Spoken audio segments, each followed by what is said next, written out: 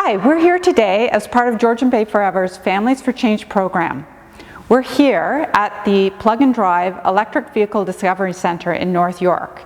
It is designed as an open showroom for the public so they can come and ask questions and learn about the electric vehicle technology. You may not be aware that gas-powered vehicle trips push greenhouse gas into the atmosphere, contributing to instability and changes to Georgian Bay. Changes like increased variability to water levels, more record high highs and record low lows, more extreme storms, more floods and droughts, more fires, wetter winters and springs, less ice cover, and so much more. Changes that are here now, already inflicting damage to shorelines, property, and the aquatic ecosystem of Georgian Bay. This instability will get worse unless greenhouse gas emissions are reduced. And one way we can do this is by changing our gas-powered transportation. For instance, a trip from Toronto to Georgian Bay could reduce greenhouse gas emissions by as much as 25 to 55 kilograms per trip, depending on the type of car you drive and where on the Georgian Bay coast you're going.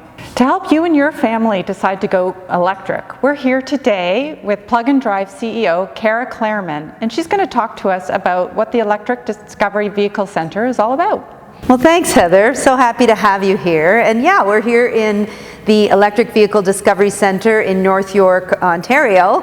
And the idea of this facility is quite simple. It's to provide consumers with a no pressure to buy anything environment where they can come and learn about the environmental and economic benefits of EVs, take test drives, and hopefully help them make the switch. Thanks, Kara. So we're here today to bust some myths, some common concerns about electric vehicles. The first one being cost.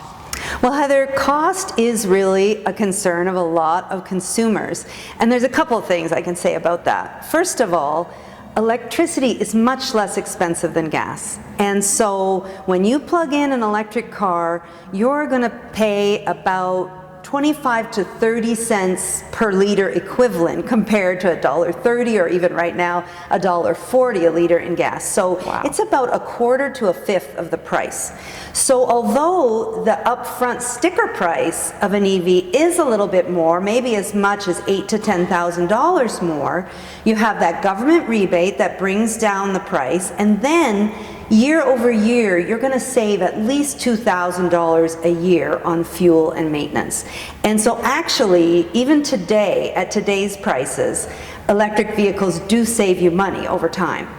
So what do you think the average difference is between an electric vehicle and one that uses gas in terms of cost? Just an average. Well, on average, for most drivers, after about 3 to 5 years of driving, they're actually saving money driving electric in comparison to gas. That's amazing. And how much is the incentive from the government? And is it the federal government or the provincial government? Right now in Ontario, we only have incentives from the federal government, and they're at about $5,000, and they do vary depending on the size of the vehicle and the number of seats.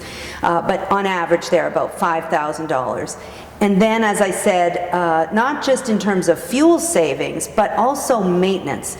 Because if you think about it, an electric car has very few moving parts, and it has no muffler, it has no oil system, it has no transmission. So all these parts, there's about 20 to 30 moving parts in an electric car and about 2,000 moving parts in a gas car, and so just much less to fix. Wow, so if you opened up like the front hood of an electric vehicle, would there be anything there? Well, in fact, most of the electric vehicles have what we call a frunk in the front. It's just an empty space because the battery is laid on the bottom, like in the chassis.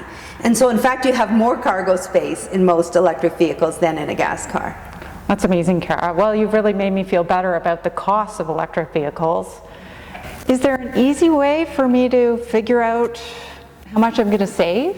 Well, that's actually a great question. We have an amazing tool on our website, and it's called Find Your EV Match. And basically what it allows you to do is you can enter in your own gas car, even no matter how old, all the models are in there, and then you can say how far you typically drive and what's your usual routes and all that, and then you can compare how much you're spending on gas to what it would cost you in an electric car, and it will even show you your monthly savings. That's fantastic. Well, you've made me feel so much better about the cost of electric cars. Excellent. Now I just want to address another kind of common concern, a concern that I have. I get really nervous with new technology, so part of my concern is, how do you charge these things? Is it too complex? Is it really hard to do? It's super easy. Let's go over and take a look. Okay. Kara, I see that there's a wide variety of charging stations here.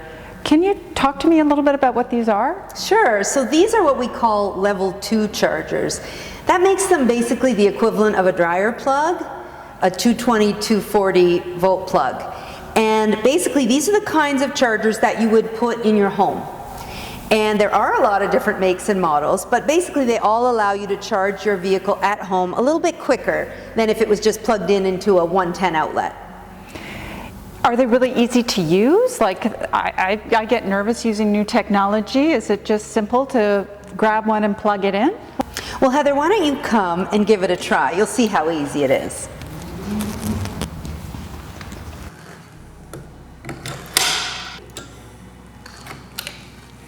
So I understand, Kara, that these are level 2 chargers.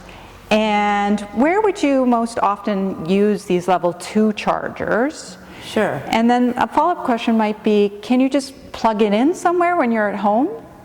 Well, certainly. So all the EVs come with a cord set in the trunk that allows you to plug into a regular old outlet, a 110 plug, just like you would plug in your phone. The downside of it is it's slow, but it works. So if you're somebody who's home all night, you can just use that and you're already set up. If you want to charge a little bit quicker, that's what these level 2 chargers will do. And these are mostly the ones you would buy and put in your home.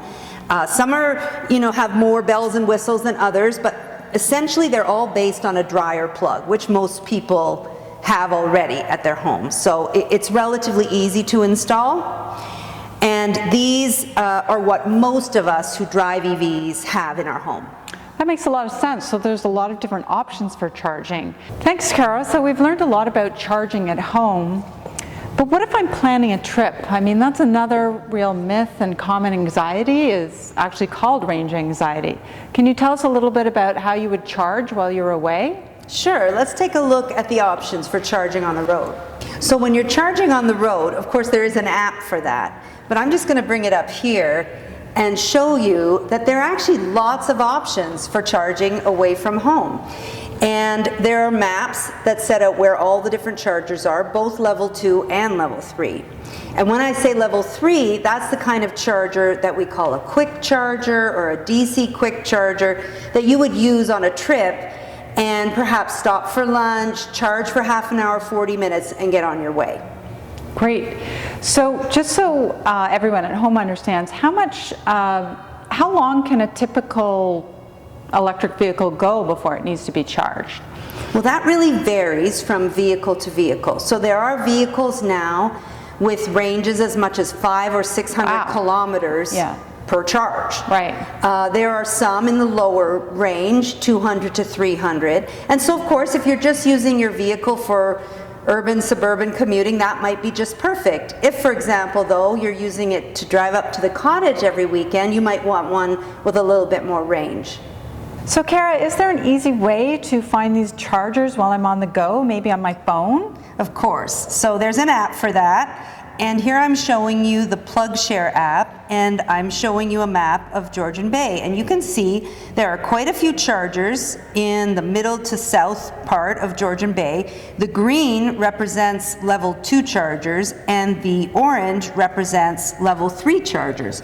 And so when you're planning a trip, you can take a peek at this map just before you go, and you can know exactly where you're heading to charge your vehicle.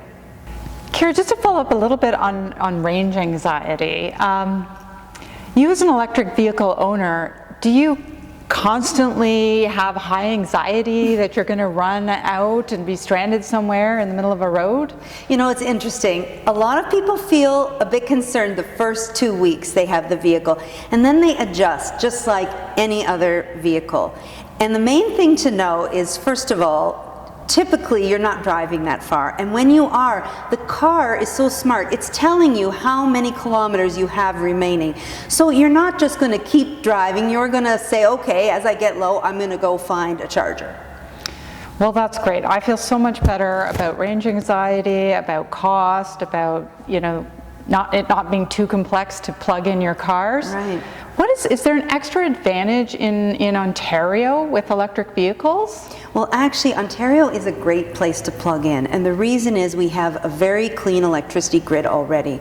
Most of our electricity comes from nuclear and hydroelectric, a little bit of wind and solar. We only have a very small amount left on the grid that is fossil fuel based, that's natural gas, and that typically only runs at peak times. So if you're going to plug in your electric car, you plug it in at night and on the weekend, and you're plugging into almost GHG-free electricity. Nothing is completely GHG-free, but you're going to drop your emissions from your vehicle by as much as 95%. Thanks so much, Kara. I feel so much better about electric cars. You've definitely myth-busted about cost, about range anxiety, about, you know, it's not that complex to charge your cars, and there's so many environmental benefits. But now I'm really excited to try a car, to get out there and drive one. All right, let's do it. Okay. Just really want to thank you again, Kara, and your whole team at Plug and Drive. We've learned so much about electric vehicles. If people have more questions, what can they do? Well, thanks, Heather. Thanks so much for coming. And of course, we're happy to take people's questions. That's what we're here for. Few options. They can go to our website at pluganddrive.ca. They can email us at contact@pluganddrive.ca. Or they can phone us, and the phone number is right up here behind us, 647-717-6941. We're always happy to take anyone's questions. And finally, what we would love the most is for people to come and visit us and learn about electric cars and take a test drive. And all they need to do is go to the website and book an appointment online. I think what we both decided is electric cars aren't the future, they're right now. And we're so excited. People don't have to wait. Let's get it done. Great. Thank you. Pleasure. The first thing I notice is how quiet this car is. It is actually on. Here we go. Very excited. Let's go. That's right. Wow. Car is so quiet.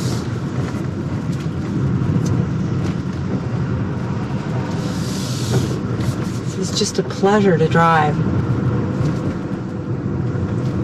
One thing you hear about electric vehicles is the pickup and how fast it is. A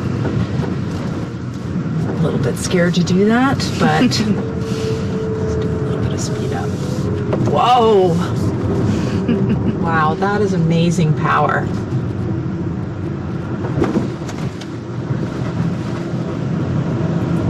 Yeah, they're fun, they're quiet, and you're going to save a lot of money driving a car like this.